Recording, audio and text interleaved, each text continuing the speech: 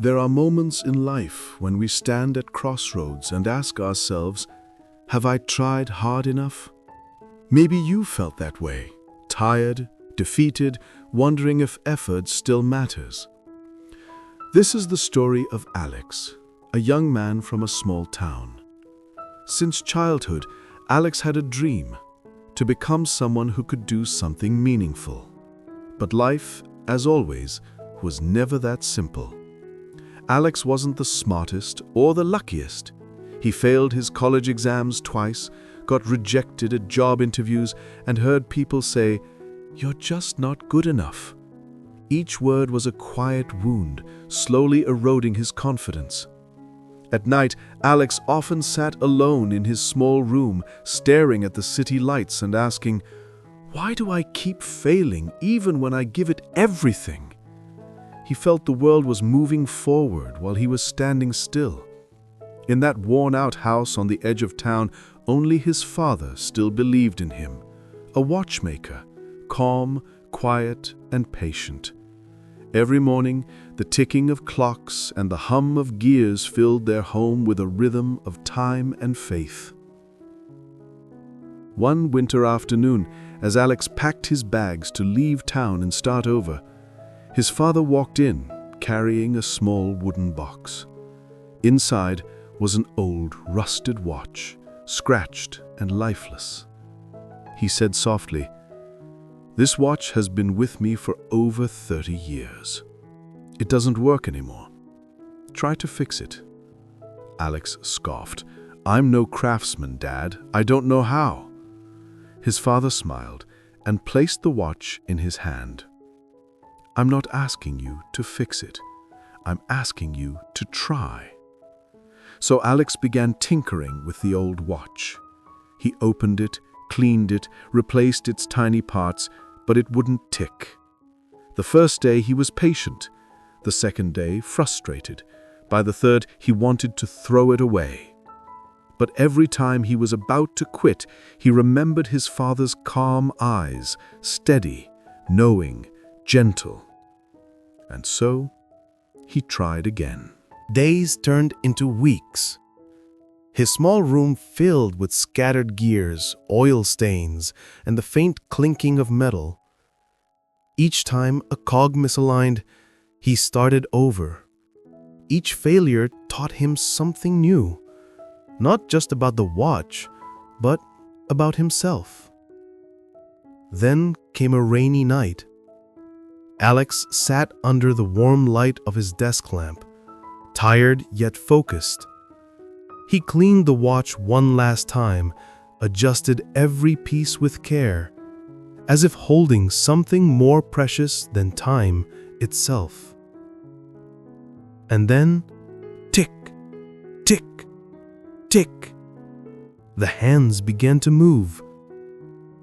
Alex froze. He stared at it, heart pounding, then laughed.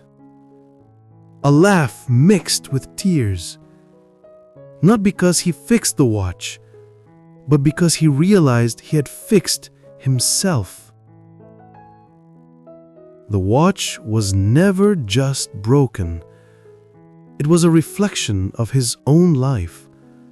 Once still, once rusted, but capable of running again with patience and faith. The next morning, Alex handed the watch to his father.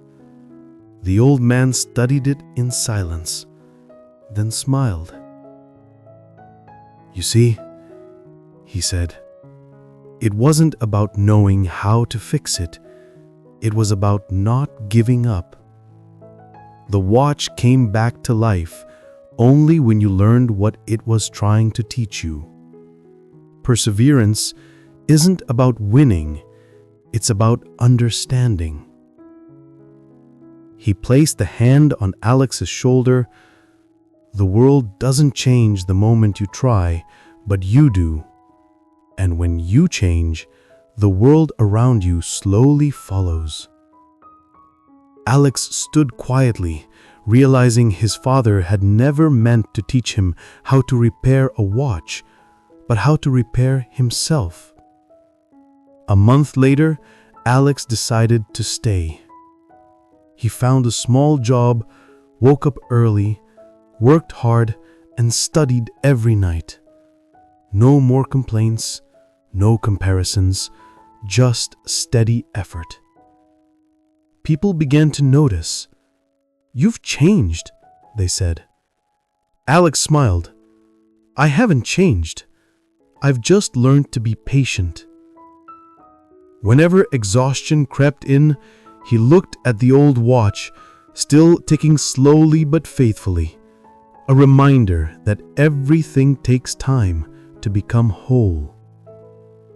Years later, Alex opened a small workshop, teaching children in the village how to repair clocks.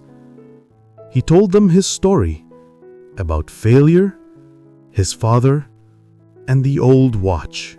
One boy asked, "How do you know when to keep going and when to stop?" Alex smiled. "When you're still learning, keep going. When there's nothing left to learn, no matter how hard you try, that's when you stop." Years passed.